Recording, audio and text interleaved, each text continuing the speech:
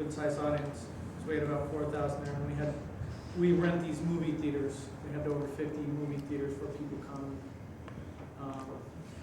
And they pay $35 and get some food. And they sit and watch what you're seeing there, but in the movie theater. And they get the 12 CDs and all that stuff, which includes Internet Explorer 3.0. The big theme is the active controls, the ability to do live web pages with the audio, video, rich behavior with any different kind of programming tool. But we showed our Java compiler, we showed our Java interpreter, we showed I think a dozen new things that we're doing. So, what brings you here? I've never been here before. I wanted to see what it was like. That's a good reason. Well, you didn't quite get the tour. I'm sure, hopefully we have time to give you the tour on the way back. It's interesting to see how LiveWire is like, HotWire is like, wow, it's like everybody out in one room. That's an interesting way of doing it. It goes on forever, too. It's a couple miles back there. You can't quite see. It's not scaling. It worked when we were sort of in about a third of that space, and it's sort of worked when we were twice, in half the space. I think we're at the sense now that it's maybe a little bit too many people in one room. But you see that a lot when you go to Japan, where people are in a space like that. It's sort of like a city newsroom where you have a lot of journalists together. I think at this point it's actually too many. And it can support itself at that size. I was sort of under the impression you wanted to talk a little bit about your internet strategy first, and then we were gonna launch some questions at you. Is that not true? Should we just? Well, I'm glad to talk about it. I mean, our internet strategy is sort of our Windows strategy, our Windows NT strategy, our Office strategy. It's basically not some partitioned set of Microsoft activities called internet and then some non-internet kind of things. It'd be hard to think of something that we're doing today that's not internet related. I mean, even our games are internet multiplayer games, and certainly the vast majority of the stuff going on in the operating system. There's just, we've decided to have the HTML browser and the control framework be the primary working set of the operating system. So the shell is built on top of that, directory display is built on top of that, help is built on top of that. So you just have that in your standard working set, and people want to do dialogues, rich forms. It's all just using the extended HTML is the way to get at that. When you want to have rich behaviors and events, you use these active control interfaces to do it. And we've demonstrated some of the unification things where you unify mail browsing with web browsing and unify file system browsing with web browsing. And then our fastest growing business is our Windows NT business, the server business that includes back office. And so we just shipped Internet Information Server, a month ago on the internet. This is now a standard feature. How are you going to fold Tiger into the internet? Well, that's called Media Server, yeah. And so that's an add-on that runs on top of Windows NT for people who want to do audio and video delivery. You see, you can do streaming with non-guaranteed delivery, or you can have a system where you have guaranteed delivery because you're working across a transport where you have quality of service guarantees. And the media server, although it works in both environments, it was really, the initial design point was where you have quality of service guarantees. Like inside of one cable company? No, ATM. ATM is a packet delivery network that has quality of service guarantees. That's why you can deliver voice. So that you can deliver reliable, high quality voice. And the IETF proposals for TCP Next Generation include taking advantage of what's in the ATM underneath. to give you the quality of service. But if you really want to have video, audio, if you really want to have people drop their so-called private WANs, where they have all these leased lines to do their corporate data delivery, you've got to have the quality of service guarantee. So it's a big milestone that's coming sometime on the web. And it'll start in some subset of the web, but eventually it'll be pervasive. What will be pervasive? What was Quality of service guarantees. quality of service? Okay. The ability to say, I want to take send this much data at this rate from this point on the globe to this point on the globe, and have all the switches that are in between reserve enough bandwidth to guarantee that it gets theirs in real time. So whether it's just a voice conversation, guarantee that there's no interruption, or a movie that you're watching, or just a set of critical corporate data that you want to get across and make sure there's no traffic jam when it's get there. You pay a little bit of a premium to get the service guarantees. Right now, the current Cisco routers don't have the rich enough ATM software to do this, and there's some standards that have to be set. But fundamentally, the Cisco routers, which are most of the fabric here, it's just a small question of software to get them upgraded to do. So is that software that Microsoft will be providing? Some of it. I mean, the ATM forum, which Tim Kwok, who's one of our guys who's been very involved in this, that will set a lot of the lower level protocols, the routing protocols. And then this TCP next generation is where you'll get what that looks like on a Windows NT machine. So it's an extension to the sockets interface that we have today. And then the applications just take advantage of it. But I mean, in the sense of Microsoft in the business of trying to provide that kind of a guarantee? Well, most of it will be ship bundled with ATM routers. Okay. The low-level stuff that says, have I over-guaranteed? Am I billing this guy properly for making the guarantee?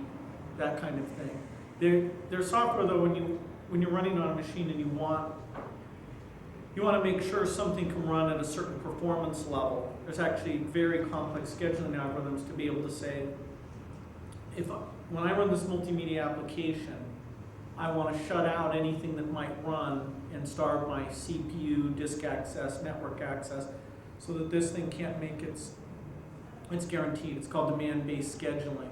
And so you have to get, even the machines themselves have to have this concept of dealing with real-time data types in order to make all sorts. So there are some operating extensions that we do, but those are just end up being built into NT. You were talking about the pervasiveness of your internet strategy, and I'm curious as to how that relates to MSN, and then how MSN then relates to the moves that you're making in the media business. Well, you think of Microsoft as being in 4 businesses. We're in the Windows business. That's a very good business. We're in the server business, which is Windows NT and back office. That's our highest growth business. And then we're in the Office business, and that's a more than $4 billion a year business. Those 3 together are over 90% of our businesses. The 4th is where you'd find everything else, which is MSN, electronic commerce, games, encyclopedias, the maps, a couple of the joint ventures, MEC, DreamWorks, those things. It's a fairly small part of our revenue as in the company. But there are the 4 areas. Do you see that tracking differently, say 5 years now? Well, the server business is a huge growth business. I mean, we're going off a base that's close to $1 billion today, and that'll be a big engine of growth. The Windows business is a growth business because we're able to provide more and more software value per PC, and as well as be on top of the PC growth that's taking place. The Office business, even just... Are you talking about the suite, the application suite Office? That's the 3rd business Okay. area, yeah. Right. Well, Office includes the Office. All your All of Yeah. the applications. Well, those are productivity applications. We recently put Works and Publisher, which are the home-based productivity applications, into the Office group because we want to come up with packaging so that home PC users get the mix that they want. Today, most of our business out of that market has been to people either bringing work home or doing work in a business type setting. We haven't got much of the home, our penetration on the home machines is quite a bit lower. And so we organized to put all productivity stuff together there in one place. So the three big businesses that make up the 90%, they're all growing. And so when you have the fourth business, the biggest part of the fourth business is actually the mouse, the pointing device Don't tell business. me. That's an incredible business. I mean, it's immensely profitable. That's the group that did the Microsoft keyboard, the Microsoft joystick, and actually one of the hottest products we're doing later this year is a next generation mouse type product. So why aren't you putting a couple $100 million into those other growing businesses instead of into NBC? That's one of the questions I have. Well, we're not capital constrained. We've never been capital constrained. Well, I would never say you were. No, so I mean, money is no limit to anything we're doing. We've always been in a hiring mode where we're looking to hire as many good people as we can, and that's the operative constraint on the new things we do. And plus, what do we think are The operative Our constraint is focus. people? Is finding the right hiring people? Sure. I mean, there's a limit in terms of what we think our focus is. Our primary focus is building high volume software products. And that's a business with plenty of opportunities, plenty of challenges, very fast moving global business that if you understand the economics and do the right things, it can be a very profitable business. Like a lot of businesses, it's one where unless you're the high volume player, it's a tough business. So you want to get your innovation and things up. So you either are number one or you're dreaming of being number one in terms of volume in all the categories that you're in. But there's a lot of things we've chosen not to do. We've chosen not to be in the services business. So we have Microsoft Consulting. That's just to help educate people and get design wins for the high volume software products. We're not an Anderson or an EDS. We're not in the hardware business, the chip business, the communications business. And most content areas, 95%, we've also chosen not to be in. There's a few that we have chosen to be in, like encyclopedias, and Encarta's done very well in terms of profitability and market share. In fact, it's done well enough that we'll be the first encyclopedia that's in a lot of different languages. So we're doing the Japanese version, which is a $30 million investment, French, German, Spanish, and it's a lot more than translation. I mean, there's a different sense of what's important, or even a different version of the same event that are fairly important to provide. So, But how does MSN seems like it's a pretty big initiative for Microsoft, and so it seems like that, like you guys might be looking at that as being one of your, leading into at least one of your high volume software businesses with the MSN is not a software business, really. But it's a the content foundation. club. Okay. And so there'll be a set of content that's under the MSN banner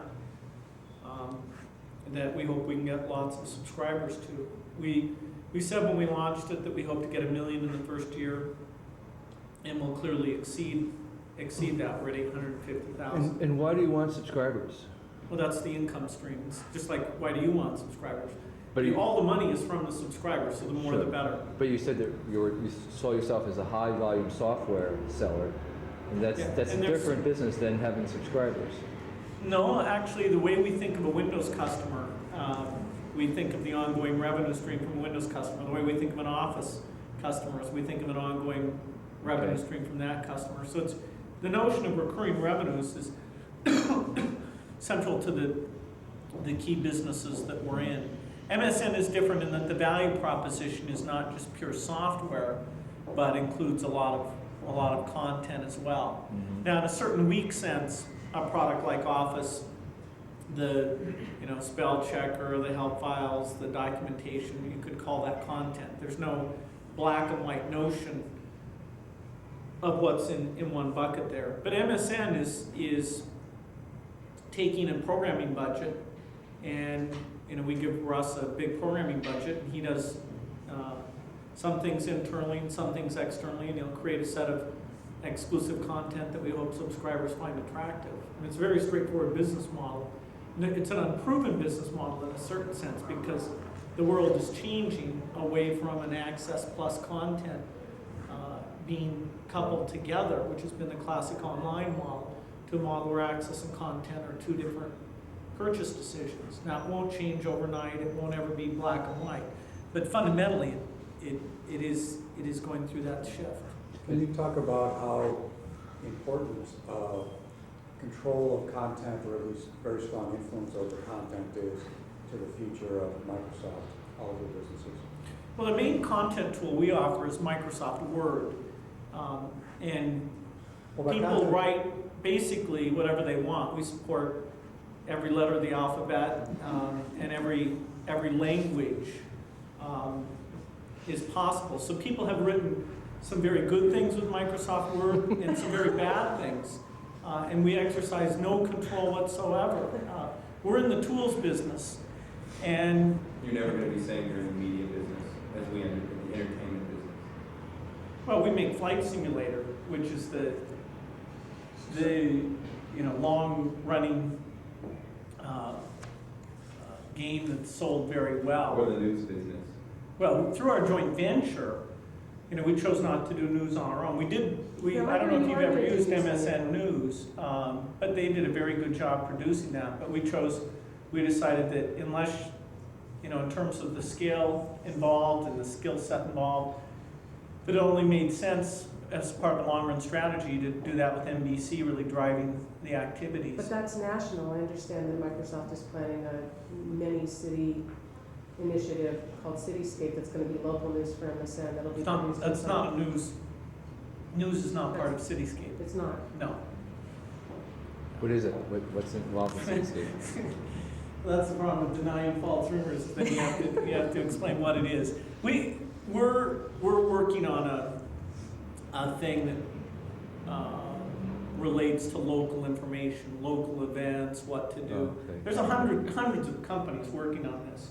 But it's content, it's editorial content. No, it's content, but it's not news. We won't have beat reporters going and saying that somebody, shot their dog. I see. We'll say, here's a restaurant, here's a local park activity, or it's local activities based. Kind of thing. But we're one of hundreds of people who are looking at that business and what they could do there. The dominant player there will certainly be the newspapers, who can hybridize across the print-based revenue stream and the electronic. Well, it's interesting to me that you're really downplaying the importance of media when there's a whole new campus on Microsoft built for it, and wonderful It's all digital on production. It's all on campus. Well, no, it's No, we're in this. Red West isn't right next door to the main campus. No, it's about a mile away.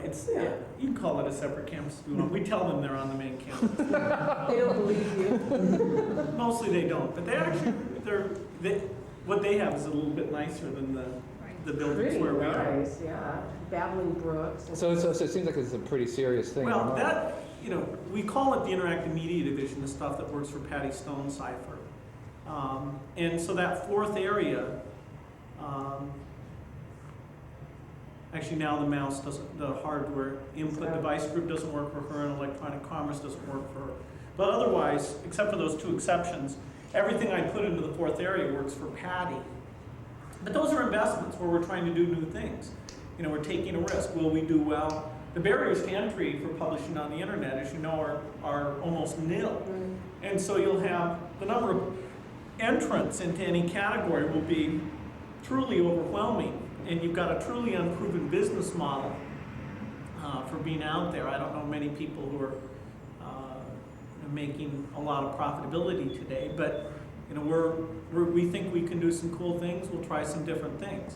But in terms of what's proven about the future of Microsoft, that is the least proven part of the company.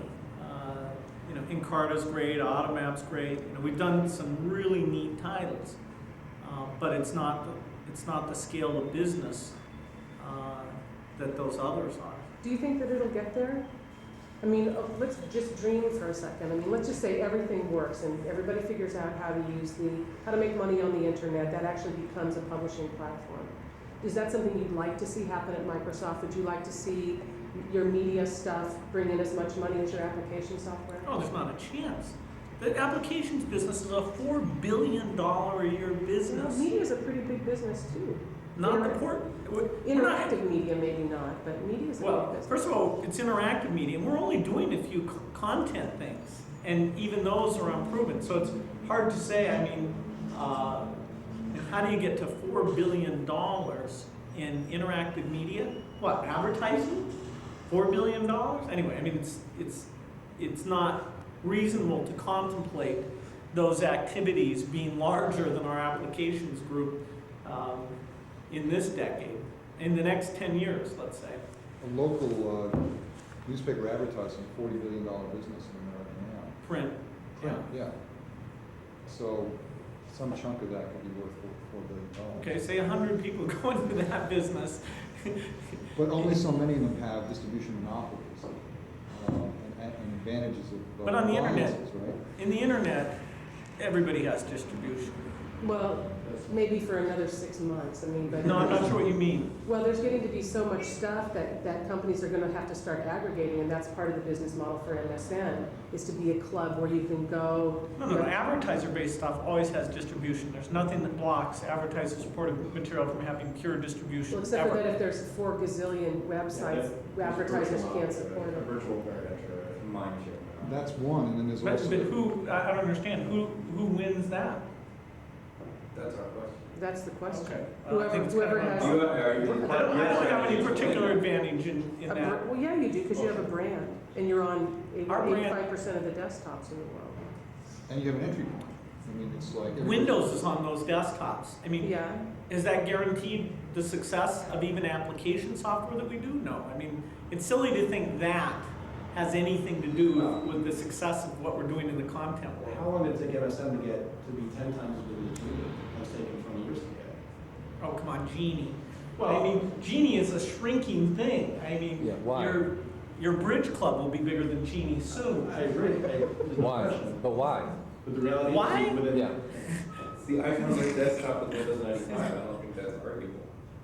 Oh, you think that we're not getting customer? We bought an ad, which is an icon on the desktop. The majority of MSN users didn't know that icon was there.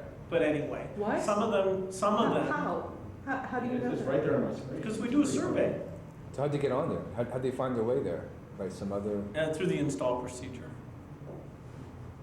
I mean, That's Okay. I mean, the current model, No, MSN is in 3 places. It's in the install procedure, it's on the program menu, and it's on the desktop. But on the Dell that was shipped to me, as soon as I turned it on, there was a hard disk and then there was an MSN icon. What percentage of PCs do you think with AOL coming up as their primary thing? We are go buy consumer PCs and see which online service gets most prominent mention. We will be a distant fourth. When you take a Packard Bell machine, Navigator comes up, not Windows, and promotes the hell out of CompuServe. Not us. We are the least prominent online server in terms of the experience you get in an out-of-the-box PC. Well, yeah, you're pretty new though, too. I mean, that's gonna have to change. We're not getting our subscriber because we're on the Windows desktop. The Microsoft brand is helping us get some of those subscribers. Now, how far can that go? But it is helping us get some of those. We're Microsoft, so a lot of those people are actually using other online services and they signed up for ours. It's not very expensive. And remember, this is like you get into the trial period, and even if you pass the trial period, which about 80% of those people have, what is it, $10? I mean, it's fun to sample the thing. You want to tell your friends, yeah, it's still not any good. do you see Microsoft staying in the ISP business? We're only in that in the sense that we offer customers access plus content through an arrangement we have with UUNet where we fund them putting in points of presence. And so we've been careful not really to get directly in that. Most of our business for the next 2 or 3 years will probably be access plus content. Over time, we expect the content-only SKU to be popular, to be the most popular. but your idea is to build up so you keep having these subscribers come back for more access content, or are you hoping that they buy tools, software tools? Software tools is a completely separate business. Okay, so you would like to have more and more subscribers buying access plus content And from you. Russ Siegelman wants to have that. That's his job. He runs MSN. But the access. He wakes up every morning and thinks about subscribers times subscription fee equals plus ad revenue equals Do revenue. you ever think that could become a very large business, as big as application sales of applications? Do the math. Let's say we 5% of had, people let's say we in had the 20, United States are on. say we had 20. If you do the math, it could be a very large business. Seriously? What do you think the annual pure content fee for those people would be? For which people? For them? What For annual, the what user. annual content only fee would they pay? The Would a user. subscriber pay? Yeah. I mean, a couple $100 a year. No, not a chance in hell. Wait a minute. Look at the cable, look at cable. $30. How much is cable That's making? very different. Why? Why? Especially if First of all, It's the same thing, it's it's more than one- subscribers and content plus access. big Well, business. This is big business, Bill. I think First of you- all, I only asked about the content business. You have to understand that we're a pass-through on the access part of that. That's just a cost of goods sold. We don't make any margin on the access part. We're just doing that to be able to offer what people want to buy today, which is like what AOL says, where you have access plus content. So don't talk about the access piece, because that just goes to buy Cisco routers, Ascend modems, and nothing to do with me. Yeah, but Probably you goes- can't ask the question, how much will people pay for content? Because so much of what you guys are working on now and what everybody's working on in this space has to do not just with advertising, but lots of different subsidies. So the revenue. What streams- subsidies besides Well, advertising? like the health database, for example, people in Microsoft are talking about having that underwritten, sort of sponsored, the way they used to That's just sponsor advertising. TV. It's a form of advertising. Well, it is and it's not. In what sense is it not? Well, because no matter, okay, call it whatever you want, I still It's don't have, advertising. I don't have to pay the money to get the content. That's so- advertising. So, and then you can charge content. Apparently you guys are optimistic about content clubs. That's good, because there's 1,000 people doing content clubs. I hope all 1,000 people who are doing content clubs can do well. Do you What think do you- Disney will do well? I think that they'll do extremely well. How about Wall Street Journal? I mean, there's some brands that are like very closely associated with a particular type of content. And how about that will do very Microsoft? well. Will Microsoft do well as a content club? No guarantee. Remember, Microsoft is the company that will never make any forecasts. We don't promote our future. We don't. So why did you invest? We may fail. Why did you invest valuable people in the business then? It sounds like it's a pretty bad business. There's a chance we could do well, but your notion of the numbers, the notion that anyone, take Disney, okay, who really has some real assets, brand, cross-promotion here, the notion that they could get $4 billion out of their interactive content club, the math does not pencil out, not in my world. It doesn't pencil out today, but. There will be no content club, I can guarantee you, there will be no content club in my lifetime with $4 billion a year of revenue. Just get real. How much does ABC make or NBC? I don't know. DCR. Disney is a $20 billion company, so that's the combined revenues of all their That's operations. their content. Their content club is $4 billion. No, that's not a content club. So I don't understand if you don't think you're ever gonna make $4 billion on it, why are you doing it? Because we think it'll be profitable. Yeah, but profitable, schmofitable, I mean, all your CD-ROM business is profitable now. It's not No, that's not profitable. true. Well, actually, We have lots of CD-ROM businesses that are not profitable. Well, that's not what Pat We have said. more, if you take them all together, they're profitable. Now, she says there are very few that don't make, they're profitable, it's like this profitable. So you have to think about going to products I'm that. not sure what measure is being applied there. There are lots of those businesses that aren't very big businesses, But that was part of the reorg and part of the reason why a lot of that portfolio stuff is gonna go away and stuff like Encarta The and reorg- Music Central and all that stuff is going to become more the kind of products that Microsoft does. Broader base, more potential to have very high sales. So there's a lot of stuff going on there that points toward, your people are saying they won't say numbers, but it's clear that you're making a big investment here. So if you yeah, can't. we could lose a lot of money. Yeah, but why are you doing it if you don't think you're gonna be able to make money? Oh, we think we're gonna be able to make money. But In not the $4 past, billion in your in the lifetime. past, we've had reasonable ability to make money. We believe that. Well, But yeah. why are you saying that it's not? But you're on drugs when you talk about $4 billion. I didn't Let's say be that. real, I mean, I'm a I asked if numeric you thought- literate person, Sure. Got it. okay? Okay. I don't, it's not a world of adjectives. If There it's are not for, numbers if in it's this not The for, total ad spend in America is $8 billion. $4 billion of that's not a huge chunk. When will the total internet ad spending, that's not divided by the 1,000 people doing this thing, when will it be greater than 4 billion? Forrester says 5 billion in 2000. 4 billion by when? 2000. Forrester says 5 billion by 2000. Okay, so let's say it's 5 billion. What do you think the company with the greatest share of that will have in terms of internet advertising revenue? So why should you call it internet advertising? I think that's a red herring. I mean, the Why? internet, because it's not just the internet, it's the business of delivering media content Electronic. to you, to a consumer electronically. That's not internet advertising. That's Okay. a new market. Take That's the cable friction-free advertising. economics that Who you talk has about in your the, book. who has the biggest cable advertising revenue? US. Individual network? Mm-hmm. I believe it's ESPN. ESPN, 250 million. Is that 4 billion? I don't think so. Anyway, Yeah, that's one brand. Yeah. how many brands do you think I'm gonna have?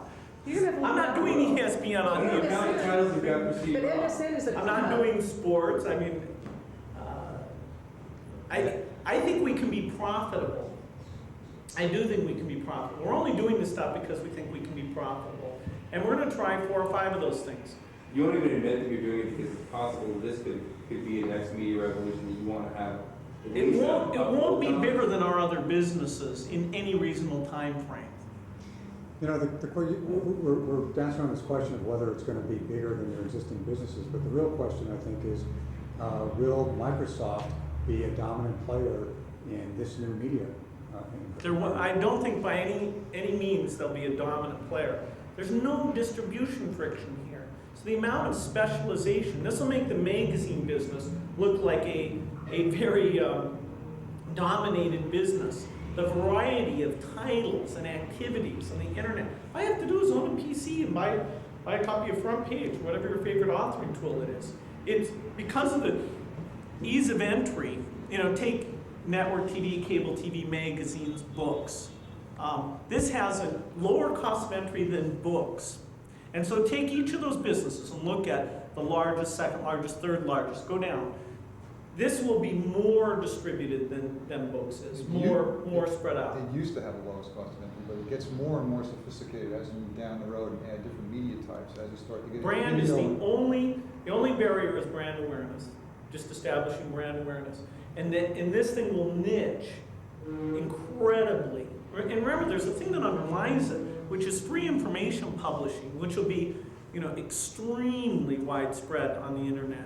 Free information What do you publishing, mean? is that what you said? No, people who just choose to put up information for free. But again, there's no barrier to entry, virtually no barrier to entry to making magazines, and yet there are only 2 or 3 or 4 or 5 magazine companies that are dominant, that take away probably 60 to 80% of the revenue in the business. That's And not true. Yes, I it mean, is. no, I have the chart. I know for all these businesses how aggregated there are. What you said is not even close to true. The Hearst, the Condé Nast, the Time Warners, and the Zips. I Well, mean, let's see. they- There's a country called Japan. Let's see. There's a place called Europe. I don't think it's quite accurate what you said. I don't think even in the U.S. it's close to the truth. I mean, it is a very distributed business. Take the top 100 magazines. How many magazine companies? Talking about revenues of all. Top 100 revenues. What's the question? How many magazine companies represented by the top 100 magazines? Well, I don't know. We're talking about I find the worldwide? question slightly disingenuous because you keep comparing this to old media, and what the point is with all of this is that you could say that you were in the media business today if all you had was MSN and not a title because you're a distribution medium and you can It's a club. It's a content club. Yeah. Well, you Just keep like a saying record that. I don't club. know what that, I mean, it's like a record also club. it's also a distribution medium. A record club is a distribution medium. Okay, so there are lots of different ways that Microsoft can make money. I don't know if this is how you would account for it, but there's lots of different ways for Microsoft to make money in the media business, having to do with having independent content providers, be part of the MSN label club, whatever you want to call it. There's lots of different ways to configure this so that you aren't necessarily making money only on the media that you produce in the digital But backlot. if what you're trying to get to is, we will not be one of the top 10 media companies, even, let's take very narrow, I'm just actually in not the trying to US. get to We won't even be anything. close to being one of the top 10 media companies. I mean, not within a million miles. We're not even going to, if we were successful in every area we're going after, and even just take the US, we wouldn't be one of the top 10 media companies. In interactive So- media? In interactive media, we might be. Well, you're probably there And now. well, the numbers are nothing today. I mean, how much ad revenue is there out there? We're one of the biggest spenders in terms of running internet ads. We're going to run, this 12-month period, $12 million of internet ads. But that's. But media and content are essential to your future growth. In terms of running internet ads, we're going to run, this 12-month period, $12 million of internet ads. But that's. But media and content are essential to your future growth.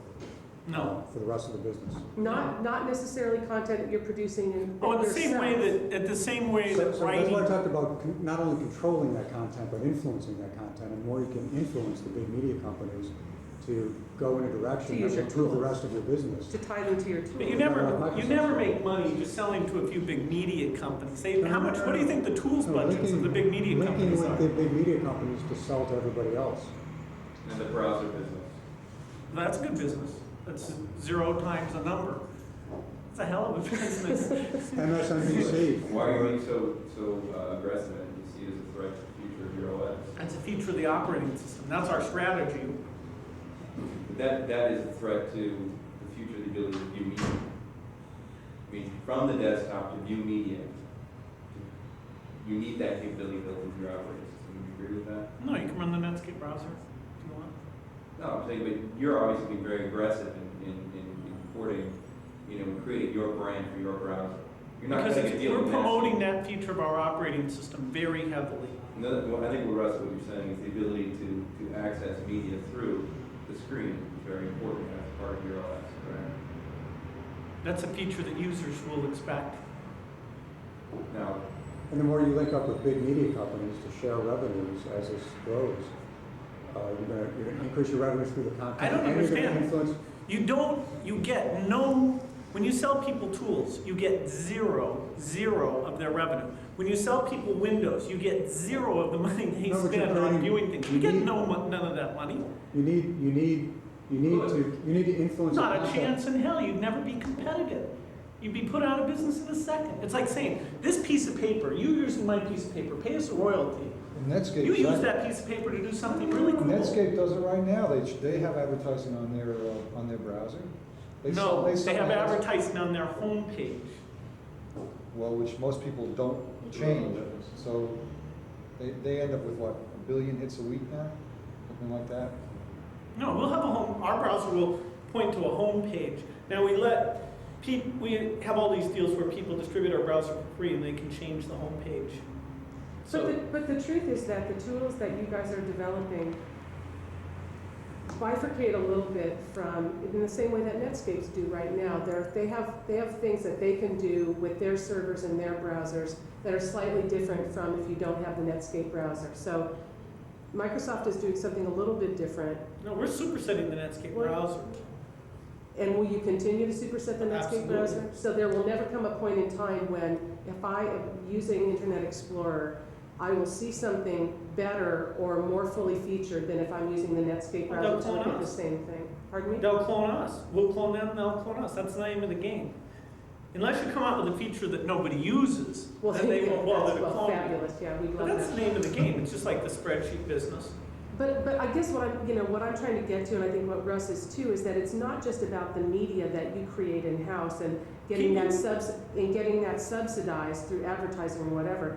there's a whole system that Netscape and AOL and everybody's trying to do here. Everybody- You're calling it a AOL's not in the club. tools business, I'm Well, totally they- confused. well, The they- intersection between yes, AOL and you Netscape have is to nil. use- No, that's not true. If you're a content What's the provider- overlap between AOL and Netscape? There's an explosion in new The media. point is that And you, they're gonna use computers and they're gonna use tools, and if you can lock them into your standards, you're gonna do very well. That's we, Here's a book. there's a thing called specialization, and the tools business is totally competitive. There are tons and tons of tool companies, and you don't get any influence over any other part of the business by being successful in tools. None. You get no revenue from the other parts of the business. You get the tools revenue. That's it. Period. But it's all the delivery is gonna be dependent on software, and if you can control the software standards, you can reap the benefits of that No. media exposure. No. It's like saying that because you deliver electricity or something. I mean, how does that work? I don't are understand. tools part of your $4 billion apps business? No, Where does that fall in the that's in four? the Windows business. That's in the Windows It's business? a small business, you understand. The entire tools business, because you never get royalties. People just buy a copy of the tool. I mean, they're not big tools companies in this world. With the electronics consumer goods explosion, you mentioned electricity, if governments didn't, and I'm not saying you should be regulated, but if governments didn't regulate the providers of that electricity, their profits would have been obscene. I mean, a standard was set for the explosion of electronic No, consumer. there was a monopoly local distribution network, which you don't have in any of the businesses we're in. Well, you've got a pretty good lock on operating systems. No. Let's say we didn't enhance Windows. How long, let's say I didn't do any new versions. How long would Windows be popular? How about 10 years from now? Do you think I'd sell any I'm copies? not saying you don't deserve that. No, I'm just but you got asking it, you want you, it. do we have a lock? Can I go take a vacation? No, but you're I mean, reaping tremendous profits on it now, and if you can get a temporary lock on Only the by next keeping wave it that comes along. completely open to all content and making it browse all content and charge you no royalty for anybody ever using that. Only, that's But what see, we but do. that's the perfect way to do it, though. I mean, that's. Charge nothing, But no. what you do is you keep growing. I mean, we're not trying to accuse you of anything here. This is about, keeping But I get Windows no part of the strong, media business building- because of Windows, You none. get what? No part of the media business because of What Windows. it's the delivery platform. How can you say Well, I that? get the Windows royalty. But I don't get any part of what people are spending on media If they because put, if content providers put their content on MSN, you do. that's in that fourth area of business. Well, right. Which is based on your Microsoft brand name, by and large. And Sure. your ability to deliver subscribers. That's right. There are multiple companies with brand names. I remember the presentation that we had for Microsoft Network before it launched, and they were saying that the way they were going to make money was to take a little bit of transaction. That was the original model. We came here, they presented that was the operating model, was that they were going to take a little bit of everybody's transactions. Well, our strategy for Microsoft Network has changed because of the internet being at the center of gravity. So if you go far enough back, the presentation you were getting was sort of a classic online service business model, which now is not our model. Because that Well, model, if the model's just splintered, there's about 5 different ways for you guys to make money on it. no, it's a different model. It's a completely different model. What's the model now? The old model is a middleman model, where you control what content appears to people. No one can bootstrap that at this stage. Nobody can do a new online service. And so now the model is, we have to have unique content that we fund out of a programming budget and hope that we get enough subscribers times subscription fee plus advertising to pay for that programming budget. So because we're betting on the future, we pick a programming budget, a good sized programming budget, spend some of it internally, some of it externally, and we're pretty early in that stage, and we hope that we can get enough subscribers to make that a profitable business. But we're not a middleman. No customers are able to go out and browse anything. The information that we put on MSN is not the only information they see. In the old online service model, you got to control all the information that customer saw. And so it's tough to make money on transactions. I mean, we may try and make a little bit, but say somebody's selling an airline ticket, marking it up $10. How long does it take me to put up a service, just buy off-the-shelf Microsoft Commerce server, put up a service that sells it for $5 or $1 markup fee? You know, it's friction-free because all the tools, all the pieces are so easy for somebody to assemble. So nobody's going to be sitting there making much of a markup on anything. So the future looks pretty bleak for you. No, the only guaranteed winner here is the customer in terms of what they'll be able to get out of this thing. They're in good shape. What about the at-home model in combination with TCI, setting up high-speed proprietary networks, then cutting companies in to sit on the servers at the distribution points? I don't think if you read the telecom dereg bill, they're allowed to do what you just described, Why not? because their pipe has to be open. Well, they can have it open on one It doesn't end, have to be very but big. they don't. Yeah, I mean, they could go to the net T1 speeds and have 10 megabit speeds internally. Which is exactly what they're talking about. And so then, Well, the experience. there is either, you can call it monopoly or duopoly in terms of high-speed local access between the cable and phone companies. And if those guys may be in good shape because that's a very unique asset that it's just too expensive for other people to go in and duplicate. An overbuild has not been an attractive proposition.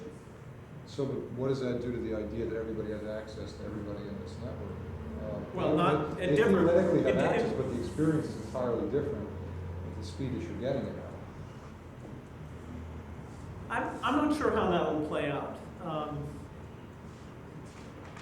We're not involved in that. We're not in the connectivity business. Are you gonna play on that at home, or some of Microsoft's products gonna end up there because of the high? We'll be speed? one of the supplicants. We're But running out of time. there will be at least 1,000 people in that line. I know John Wallen's phone number. Hey, Denise, is there anything you want to wrap with as we're running out of time? I got a question about Silicon Graphics. Well, actually about the graphics talent that you've been attracting from many labs and other places. Why do these people not want to go to Silicon Graphics, do you think? How did you go to the You'd have to ask them. I mean, we started hiring high-end graphics talent over 3 years ago. And Well, talk about Silicon Graphics then, and how you see that competitively. well, they're in the hardware business. They make their own microprocessor called the MIPS microprocessor, and they're in the hardware business. We're not in the hardware business. They're sort of in the systems business, the hardware-software combination business. It's one of those weird asymmetries where if their entire volume of business shifted over to Microsoft tomorrow, it would be a rounding error. I mean, because of our business model, the dollars per user that we get is just so much tinier than theirs is. So it's not like we think of Silicon Graphics as a competitor. In a pure technological sense, now we want to make available in a $700 PC graphics that are better than you can get on a 200,000 SDI machine today. But that's the way of the world. That's the marching army of the PC industry moving up to new levels of graphics performance or processor performance. And so we made a huge investment hiring a bunch of people, some of whose names are known today because they're famous from work they did previously, like Alvy Ray or Nick Clay or Jim Kajee or Dan Ling or the guys at Softimage, or the people that they helped us hire whose names will be known in the future, to come up with some radical ways of looking at graphics, the software architecture for graphics, and then use conferences like our Windows Hardware Engineering Conference to let hardware developers know how to do graphics that our software can take advantage of. So in a lot of areas, linguistics, database, graphics, security, we've had enough success to take a very long-term view and hire an incredible set of people so that PCs and Windows in particular can be very strong in that area. So we're not really in any sense competing with Silicon Graphics. If we happen to make the PC good fast enough, it could change their business. But there's no one at Microsoft that wakes up in the morning and thinks, oh, Silicon Graphics. There are people who wake up and think Netscape browsers, Lotus Notes, Oracle databases, Novell NetWare still. Anything else? Oh, yeah, I could keep him here for I'm hours. sure. Yeah. Don't push. I'm just wondering if you're happy with that, with Bob. Bob who? Bob Herbold? No, Bob, that Bob. friendly software agent software that you brought out at CES to. I still believe in social interface. The sales of Bob have been very disappointing compared to what we expected. But we're investing very heavily in social interface. This whole idea of You mean like VChat? no. Well, VChat, it has some of those things. Social interface is fundamentally about building a profile of the user.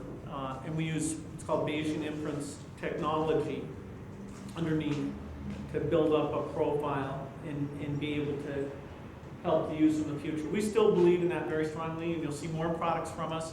There's a new version of Bob being done that we think will do a lot better. Jim. No, it's Bob 2.0. We're keeping the name. And you'll see a lot of other products from us with social user interface, particularly as you get to voice input into the machine. The notion of one place that you have the focus that you interact with becomes increasingly important. As you can put more tracking behind that, that makes sense. I mean, there's a lot of things that have failed in the marketplace that I still believe in. PDAs have failed, I believe in them, and we're investing super heavily. Handwriting has failed. You know, no one in this meeting, we're supposed to be computer people. We don't take our notes on computers. We will, and we're investing very heavily in that. Social user interface. It was premature. It did better than Windows 1.0 did. Well, all right. No, it's just an example that patience can pay off. Okay. Or you can call it pig-headedness. You actually have a machine translation group too, don't Well, our natural language group, when you move to understand the semantics of language, then you can translate it. Our focus is not translation. Our focus is understanding.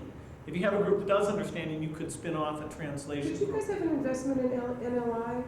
Yeah, we bought NLI. You bought NLI. I wondered what happened to 100%. you? You that. also hired a I woman. wondered what happened to You also that. hired the team from IBM. That's right. Karen Jensen was hired 5 years ago, and That was cool George software. Heiner. Well, theirs is the coolest stuff.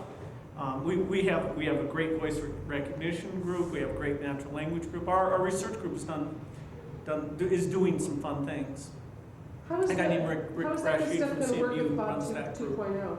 Is I'm Bob, sorry? Bob 2.0 going to have hooks into MSN? I mean, that's going to be great for, Oh, for that's the going to be email. great for web stuff. Building a profile, that would be cool. Well, the email in Bob will connect with MSN. I wouldn't say that's part of some large scale scheme though. Okay. Did you want to take a quick tour? Since that's what you. No, I can't. Okay. We have to come back Next again. time. I'll Yeah. definitely be back. Thanks, Bill.